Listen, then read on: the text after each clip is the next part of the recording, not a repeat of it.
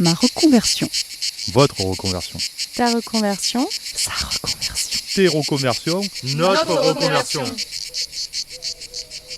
Salut à toutes et à tous. Ce mois de juillet marque la fin de ma reconversion, de ce podcast, mais aussi de toute cette année de reprise d'études pour moi en BTS Gestion et Protection de la Nature.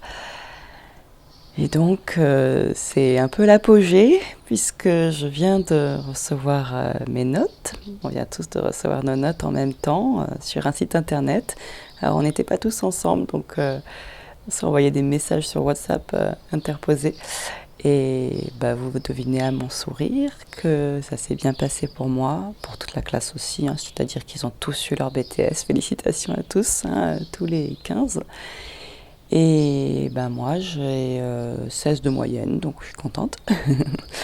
Voilà, ce qui est l'équivalent de la mention très bien, même si, comme mes camarades qui ont choisi de ne pas prendre les matières générales, puisqu'on avait déjà au moins un bac+2, on n'a pas droit à la mention, parce qu'on n'a pas fait toutes les autres matières, c'est normal.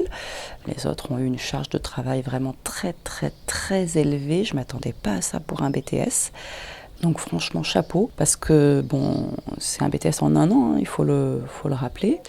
Donc pour fourrer tout ce qu'il y a à faire sur un BTS normal de 2 ans, sur ces 9 mois, c'était chaud. Moi, je suis contente de ne pas avoir pris les matières générales. Ça m'a permis de me consacrer pleinement aux matières techniques.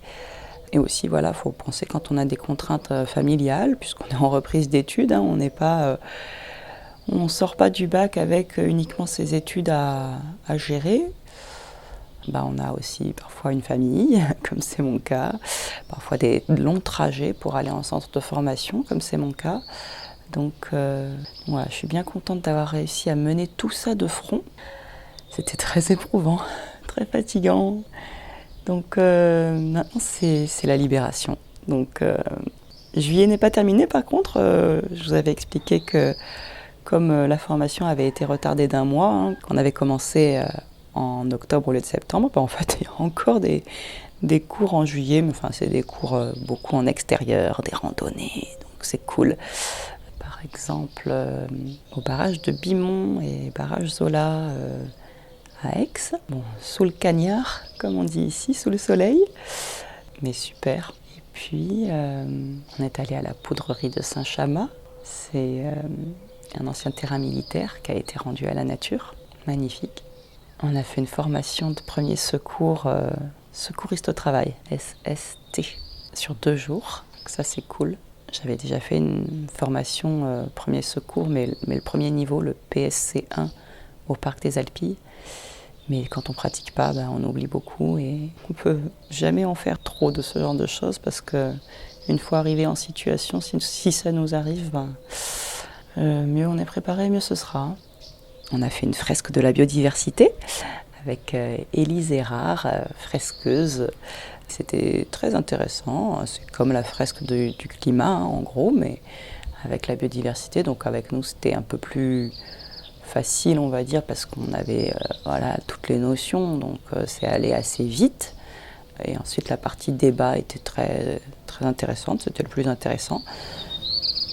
Qu'est-ce qu'on a fait d'autre ? On est allé à l'étang de Bolmont, sur l'étang de Berre.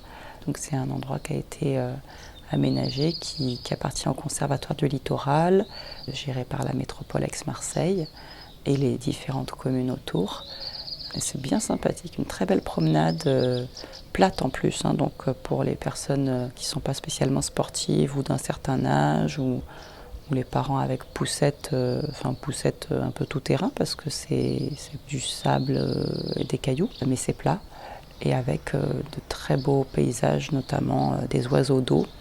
Là en juillet c'était sec, les endroits qui sont censés être un peu des marais submergés, ils étaient à sec. Mais il y avait quand même des hérons, des cigognes, des goélands.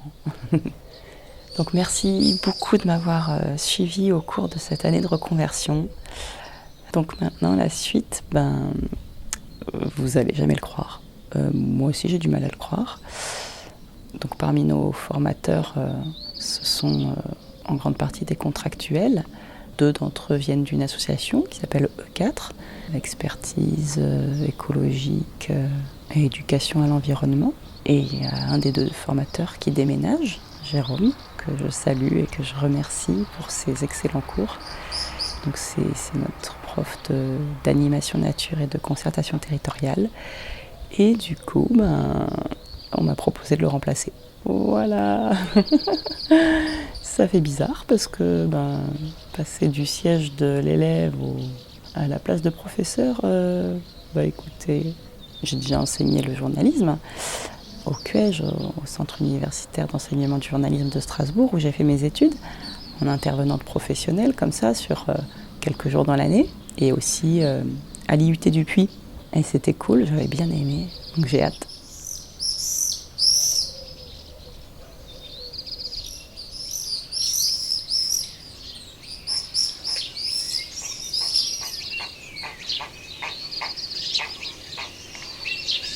Et maintenant, l'instant professionnel.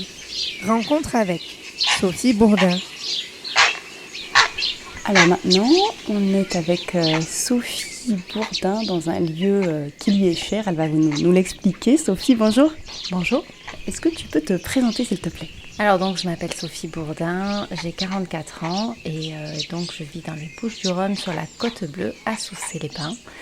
Ici nous sommes sur un site, c'est l'étang de Bolmont. C'est un site qui se trouve entre Châteauneuf-les-Martigues et Marignane. Et donc c'est une zone humide, c'est vraiment un site très réputé aussi. Il y a des personnes qui viennent un peu de partout pour venir observer certaines espèces. Et donc ce site, il t'est cher parce que tu y as fait beaucoup de bénévolat, de stages. Déjà, on va retracer ton parcours. Qu'est-ce que tu as fait avant ce BTS GPN que toi tu as fait en reconversion aussi ? Alors moi à la base j'ai un diplôme dans les industries graphiques, j'étais plus dans le graphisme. Après j'ai eu ma vie de famille et mes enfants et les horaires étaient un peu compliqués pour moi, j'habitais un peu loin de mon lieu de travail. Donc j'ai travaillé dans l'accueil quelques années, jusqu'au jour où ils ont été en âge de se gérer un peu et je me suis dit là il serait temps de penser à toi et de faire quelque chose qui te passionne. Donc j'ai suivi un bilan de compétences et donc j'ouvrais 2 ans de droit au chômage. Donc j'ai voulu intégrer le BTS GPN à Valabre en formation continue en 1 an. J'ai rencontré à cette période-là le directeur de formation qui m'a de suite tutoyé, qui m'a dit « Bon, tu as 1 an devant toi avant d'intégrer la formation, il faut faire un maximum de bénévolat, il faut te faire un réseau, il faut rencontrer du monde. » Donc j'ai travaillé à FNE PACA, j'ai fait un stage pendant... France Nature Environnement. Voilà, pendant 1 mois où justement le côté graphisme de mon CV les a intéressés. Donc j'ai travaillé sur un guide de l'animateur environnement. Après j'ai rencontré sur la Côte Bleue, on a une association, c'est les Perles de la Côte Bleue. J'ai commencé à faire de la sensibilisation avec eux auprès d'élèves, que ce soit en bas âge jusqu'aux lycéens, jusqu'aux adultes. Enfin, ça a été très très riche comme expérience. Et puis j'ai intégré du coup l'année suivante le BTS à Valabre et là il a fallu trouver un stage. Par le bouche à oreille, j'ai découvert cet espace naturel magnifique qui est le site de l'étang de Bolmont. Ce sont des terres du Conservatoire du Littoral qui sont gérées par la métropole. Et j'ai rencontré le gestionnaire qui m'a pris en stage donc. C'était presque 100% de terrain. On a fait un peu du bureau pour faire de la cartographie, mais inventaire. Il y a des huttes de chasse aussi où on a cartographié, inventorié aussi. Et il y a toute une gestion. Il y a aussi le pâturage, la gestion du pâturage, l'entretien du site, tous les inventaires faune, flore. En fait, ça a été un stage très très riche. Mais moi, mon projet principal, c'était le suivi scientifique de la qualité de l'eau. Donc on a tout au long de mon stage pris le bateau, la sonde, on est allé faire des relevés, on a fait des relevés dans les marais pour essayer de faire ce suivi-là. Mais il y a tellement d'autres choses à savoir, à faire, à découvrir. Alors après c'est vrai que l'expérience terrain, on peut se contenter de ça et avec beaucoup d'expérience terrain. Le problème c'est que dans ce domaine-là, on nous demande des bagages, on nous demande des diplômes. Et moi c'est le problème que j'ai rencontré par la suite. C'est qu'à la sortie de ce BTS GPN, justement, quand on se retrouve sur le marché du travail, j'ai eu des propositions dans l'animation. J'en ai eu énormément. D'ailleurs, j'ai ouvert mon auto-entreprise et j'avais plusieurs contrats en même temps. Mais moi, je voulais faire de la gestion d'espaces naturels. Donc, j'ai eu la chance de pouvoir travailler sur le site de l'étang de Bolmont pendant 1 an en tant que technicien environnement via la métropole d'Aix-Marseille. J'ai aussi travaillé dans l'animation avec les Perles, où j'ai créé le club nature des Perles de la Côte Bleue, où je m'occupais des enfants. J'ai créé des jardins dans les cours d'école. J'ai pu, grâce à mon diplôme dans le graphisme, être sur des projets comme Talent Propre, où j'ai fait des affiches, sur la conférence de Pierre Rabhi aussi, où j'ai fait des affiches. La 2e année, j'ai été enseignante à Diderot pour des BTS GPN. J'ai organisé toutes les sorties sur le terrain, j'ai organisé leur voyage études dans le Mercantour. Ça a été intéressant pendant 1 an. Et puis, à un moment donné, je me suis dit, bon Sophie, maintenant, ça serait bien que tu aies un CDI, que tu te poses. J'ai postulé et j'ai trouvé un emploi en tant que conceptrice pédagogique dans une école à distance. Donc, qui fait aussi des formations sur l'environnement, on fait plusieurs secteurs. Je suis toujours en charge de la partie médias enrichis, que ce soit les vidéos, les podcasts et tout ce qui est un peu réalité virtuelle et tout ça. Du coup, ça va nous amener aux conseils que tu pourrais donner aux auditeurs qui voudraient faire une reconversion aussi dans les métiers de la nature. J'imagine que tu vas leur dire faites beaucoup de terrain. Moi, je dirais que le conseil qu'on m'avait donné, c'est fais-toi un réseau. Moi, je pense qu'il faut faire du bénévolat. Alors, c'est très dur, certes, on n'est pas payé, mais faire du bénévolat, c'est super parce qu'on va rencontrer des gens super et on va apprendre énormément. Et puis, si vous souhaitez vous former, il ne faut pas lâcher les études, il faut aller jusqu'au bout, il faut au minimum un master et se spécialiser. On nous disait beaucoup en BTS GPN, spécialisez-vous. C'est-à-dire que si tu as un domaine que tu aimes, l'ornitho, l'herpéto, voilà, vas-y à fond parce qu'il y a énormément à savoir et à apprendre et tu ne peux pas tout savoir. Il faut se le dire, quand on intègre ce BTS GPN, c'est impossible de tout savoir. Il faut juste savoir où trouver les informations, avoir les outils nécessaires. Et puis voilà, il faut se dire que nos bagages, c'est toujours bon à prendre. N'importe quel métier qu'on choisit, c'est notre expérience passée, même si ça n'a pas forcément de rapport avec ce métier-là, ça va nous servir. Merci beaucoup, Sophie. De rien.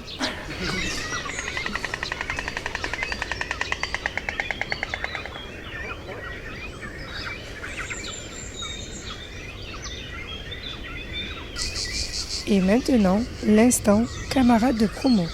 Rencontre avec Céline Abaléa. Donc on a eu nos résultats, ça y est, on est libéré. Toute la promo a obtenu son BTS Gestion et Protection de la Nature. Et voici, pour commencer, Céline. Céline, tu peux te présenter s'il te plaît ? Bonjour à tous, Céline. Voilà, nous avons tous décroché le diplôme.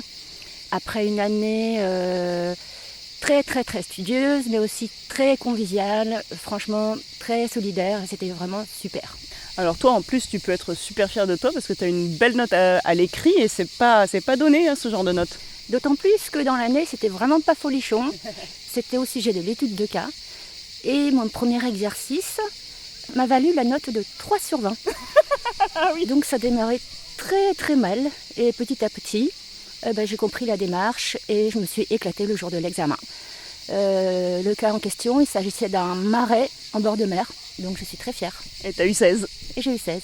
Et alors sur les autres épreuves, aussi bien l'oral national que les contrôles continus, quel est ton bilan ? Les contrôles continus ont été difficiles pour moi parce que en fait, je poursuivais mon autre activité professionnelle en parallèle, donc j'ai pas eu le temps de travailler autant que j'aurais voulu. Je continue encore un petit peu la restauration de sculptures pour les musées, les monuments historiques. Et j'ai pu travailler plus en fin d'année pour préparer les épreuves nationales.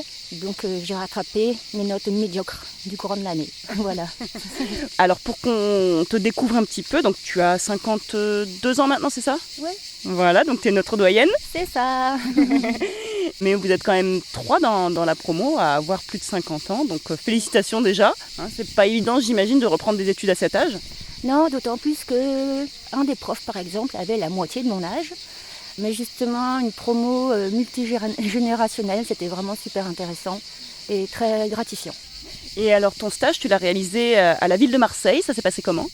C'était super bien parce que le stage correspondait exactement à la thématique qui m'intéressait à l'entrée en BTS. Le développement de couloirs écologiques entre le milieu urbain et les espaces naturels autour, notamment en rencontrant les usagers justement et en faisant de la sensibilisation auprès du public. Ça concernait des friches naturelles C'est-à-dire, ce sont des reliquats d'anciens domaines bastidaires qui sont abandonnés depuis longtemps pour différentes raisons. Et donc, le but, c'était de faire des connexions entre ces différents espaces pour se rapprocher de trames vertes et bleues qui sont prises en compte dans le plan d'urbanisme. Donc en fait j'ai découvert une facette de la ville de Marseille que je ne connaissais pas, bien que j'y habite depuis 20 ans. Et j'ai été très bien accueillie. Alors on pense souvent que les fonctionnaires sont un petit peu un poil dans la main. J'ai découvert que là, en tout cas dans mon service, c'était pas du tout le cas. C'était très dynamique, très bien coordonné et voilà, je suis ravie. Est-ce qu'il y a un ouvrage qui t'a mis sur cette voie professionnelle ou en tout cas donné envie de te consacrer à la nature, au vivant? Est-ce que tu as eu un déclic à un moment donné? Ça a été progressif parce que depuis plusieurs années, je participe à plusieurs opérations en agroécologie. Je me suis impliquée dans un jardin pédagogique. Et on va le nommer, c'est Jardino? Ouais, Jardino, dans les quartiers nord de Marseille. En fait, c'est un réseau national. C'est un collectif d'anciens cheminots, donc qui ont, dans différentes villes, différents endroits, ont bénéficié de jardins ouvriers. Ça permet des initiations concrètes sur le terrain tout au long des différentes saisons. Et d'ailleurs, la responsable sur Marseille est une ancienne du BTS GPN de Valabre. Tout à fait. C'est d'ailleurs elle qui m'a parlé de sa formation. Et puis pour ceux qui voudraient tenter le BTS GPN, je vous le dis, allez-y si vous êtes un peu motivé mais hésitant, parce que c'est une très très belle aventure. Merci beaucoup Céline. Merci. Et depuis, qu'est-elle devenue ? Céline a, elle, poursuivi son activité dans la restauration d'œuvres d'art tout en passant plusieurs entretiens d'embauche dans le secteur de l'environnement. Elle poursuit donc ses recherches.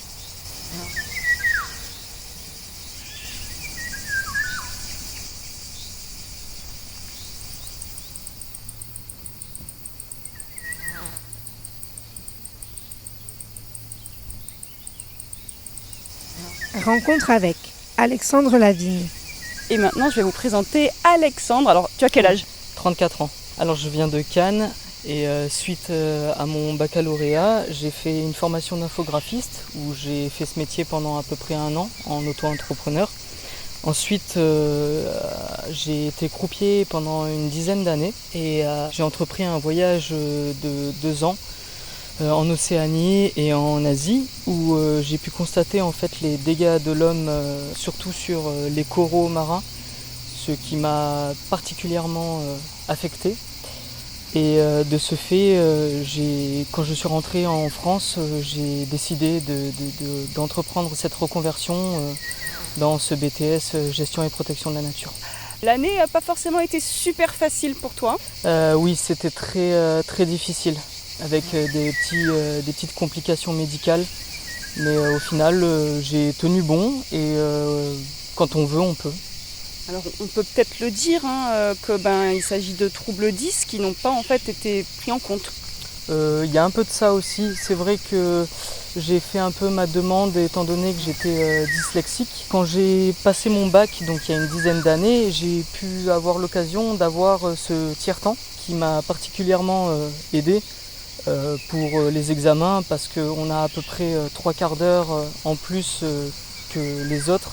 Et aussi on est dans une salle à part entière, donc on n'a pas forcément tout ce bruit qu'on pourrait avoir avec d'autres personnes qui écrivent, qui tournent les feuilles, etc. Donc on est beaucoup plus concentré. Et là, étant donné qu'on était dans un amphithéâtre, c'est vrai que c'était assez particulier. Mais une copine de la classe m'a donné l'idée de mettre des boules qui et c'est vrai qu'à la 2e épreuve de français, ça m'a particulièrement aidé. Et tu t'en sors bien finalement? Finalement, je m'en sors avec la moyenne. Et peu importe la note du moment qu'on a réussi à passer l'épreuve et d'avoir le BTS. Et toi, tu voulais faire une licence pro après ou pas? Non, en fait, étant donné que j'ai arrêté mon métier et que j'étais au chômage, je savais que mon chômage, je l'avais pendant 1 an. Et l'idée, c'était de retourner dans la vie active le plus rapidement possible. Oui, t'es arrivé en fin de droit, quoi. Exactement. Qu'est-ce que tu comptes faire maintenant? Maintenant, je souhaiterais travailler dans des parcs naturels en tant qu'éco-garde, voire peut-être Le génie écologique, où en fait, si on remarque bien dans toutes les matières, c'est le génie écologique où j'ai performé en quelque sorte. Mon stage, je l'ai fait à une association Jardino, qui est une association de jardins partagés familiaux qui se trouve au nord de Marseille, dans le 14e. Qui consiste à éduquer les personnes qui ont des jardins à travailler sans produits phytosanitaires. Et ça m'a vraiment posé les bases sur une expérience là-dedans. Et c'est vrai que cette formation m'a beaucoup permis aussi de reprendre un peu confiance en moi et ça a été très enrichissant. Et ça fait du bien. Super, on va rester sur cette belle touche positive. À bientôt, j'espère. Salut Annabelle, avec plaisir.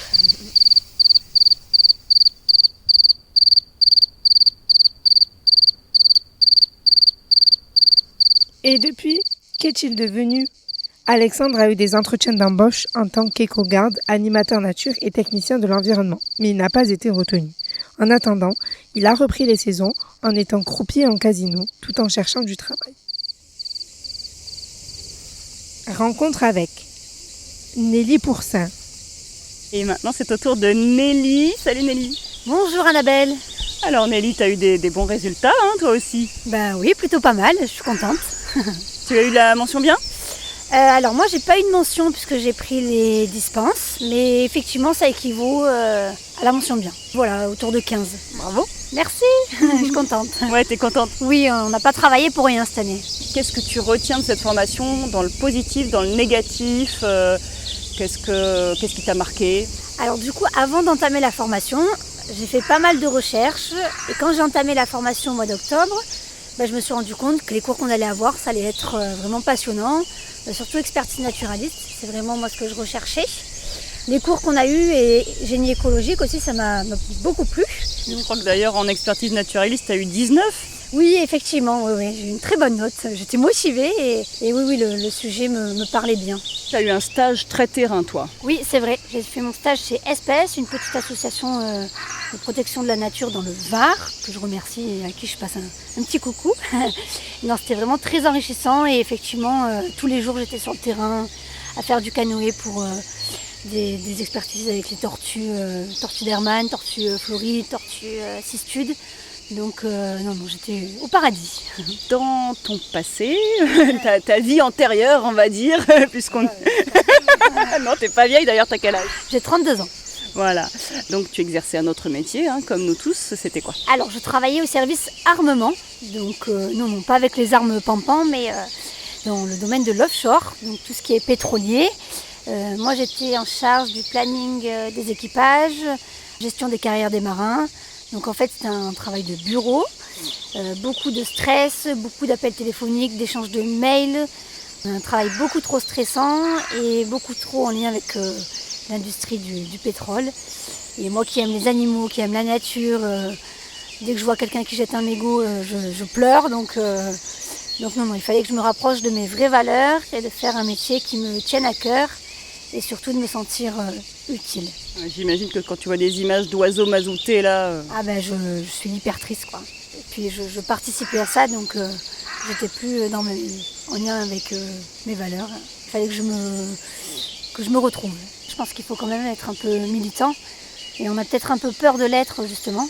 On a peur de l'être pour peut-être ne pas se fermer des portes. Pas se fermer des portes. Oui, non mais c'est clairement ça, mais il faut quand même là maintenant il faut agir et montrer qu'on a envie d'apporter notre pierre à l'édifice. Comment toi tu vas pouvoir apporter ta pierre à l'édifice maintenant, vers quel métier tu te destines ? J'ai réussi le concours technicien du développement durable. C'est développement durable, c'est pas que écologie, biodiversité. Là c'est vraiment développement durable et c'est après pour travailler dans une collectivité territoriale. Donc plus une mairie, une ville, une métropole. C'est très varié, on peut autant s'occuper des parcs dans la ville, on peut s'occuper de la gestion des déchets, des cantines scolaires. C'est très varié et moi c'est ce qui me plaît dans ce genre de poste, c'est que c'est un métier utile puisque au niveau local on fait évoluer les choses.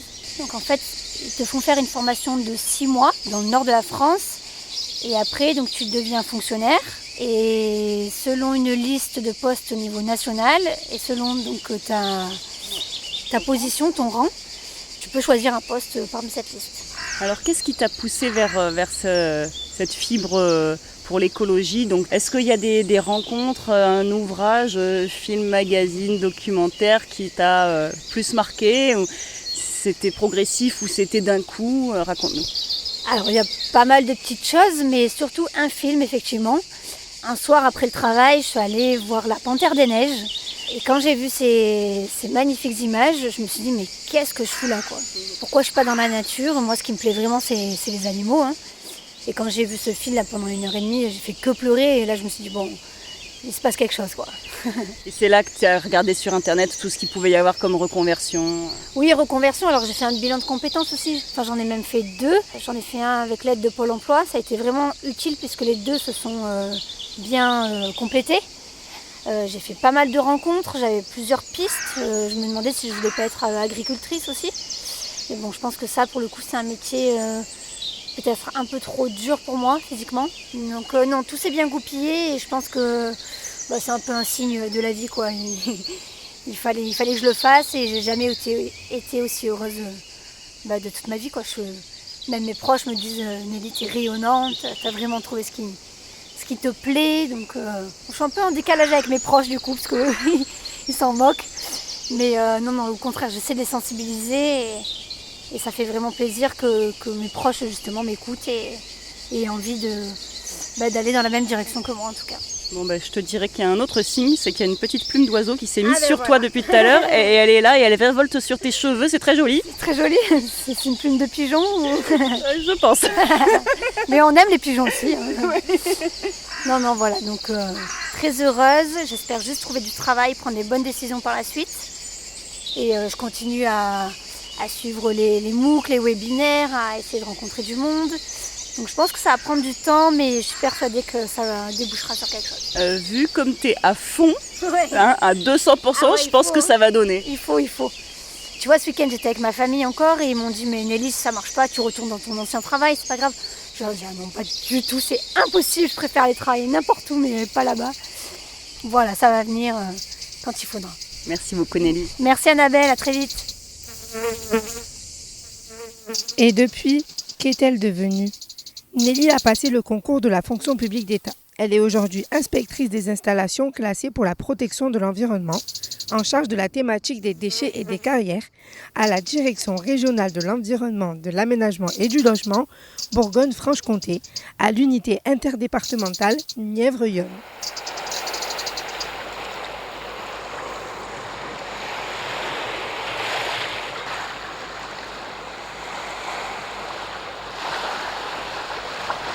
Alors voilà, c'est notre dernier jour ensemble. Ça donne envie de chialer. Non. Donc, dernier jour, on est parti du coup à la plage, à Caril-Rouet, petit pique-nique, tranquillou. Et petit clin d'œil à Manon, parce que c'est elle qui m'a donné l'idée. Elle m'a dit, mais attends, tu nous interviews nous, mais quand est-ce que nous, on t'interviewe toi? Donc du coup, voilà, je vais passer le micro de main en main, et puis voilà, allez-y, posez vos questions. Céline? Alors, je vais te poser la même question que ce que tu nous as demandé. Ça te fait quoi cette fin d'année? Je ne l'ai pas vu venir. Elle est arrivée vite. On est dans notre bulle toute l'année, la tête dans le guidon, et ça y est, c'est fini. Ouais, ça va faire bizarre de passer à autre chose. Moi, j'aimerais surtout savoir comment tu as fait toute l'année pour déjà être à fond de A à Z, de faire tous les trajets, presque tous les jours, de chez toi au lycée et à tes autres occupations derrière, plus ta vie de famille. Pour moi, c'est incroyable. Merci Alex. Tu verras quand tu auras mon âge et que tu auras des enfants. Tu fais avec quoi, t'as pas le choix en fait. Et toi t'es encore jeune, donc c'est génial, profite. Et puis ouais, une fois que tu as décidé de le faire, le plus dur c'est de décider et de convaincre aussi son entourage, c'est vrai. Mais une fois qu'on a le soutien de son entourage et qu'on est lancé, après on est sur mode automatique quoi. Ça fatigue un petit peu, mais ça va. Merci Annabelle déjà pour cette année. Et si tu devais retenir un seul truc de cette année?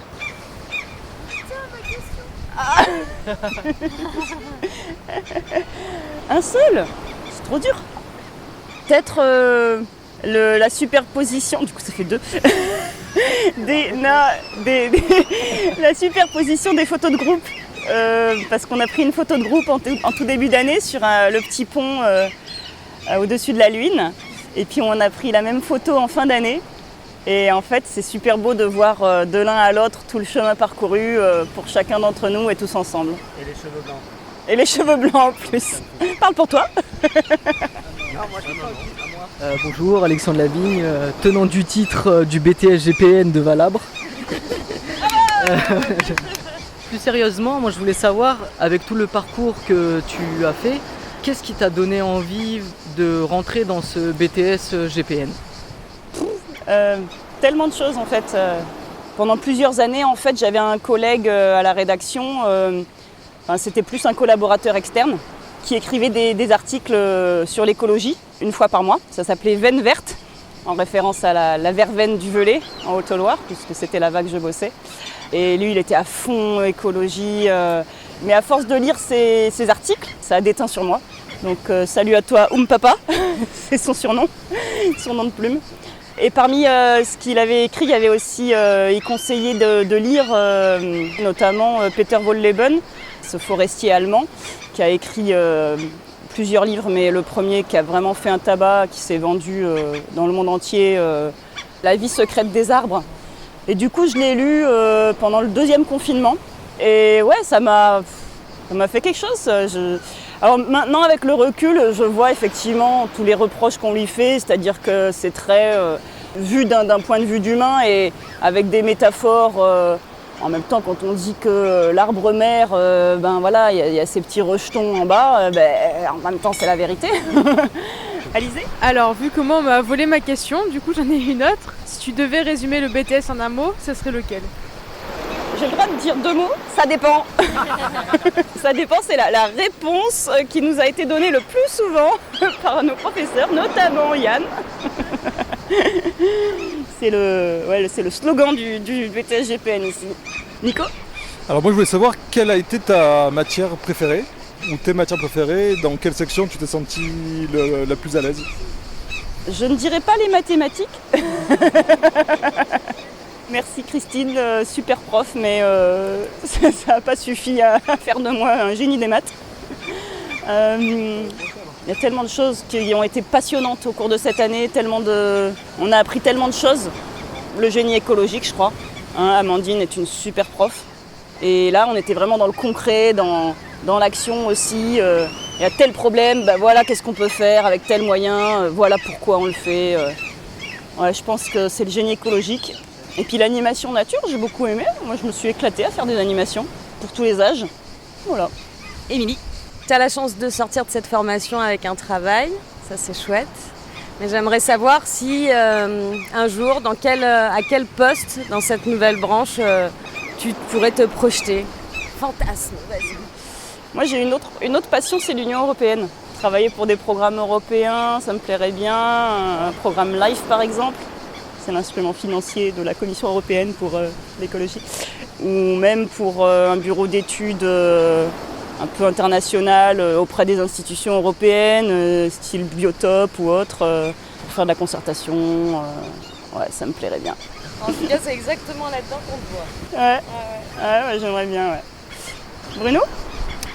Allez, est-ce que cette formation, elle a changé le regard que tu pouvais porter à ce qui nous entoure ? Est-ce que tu as une autre vision, une autre lecture aujourd'hui après cette formation du vivant, de la nature, de l'écologie, de tout ce bordel ? Ah oui, c'est un beau bordel. Bah oui, Bruno, je pense qu'on peut tous le dire.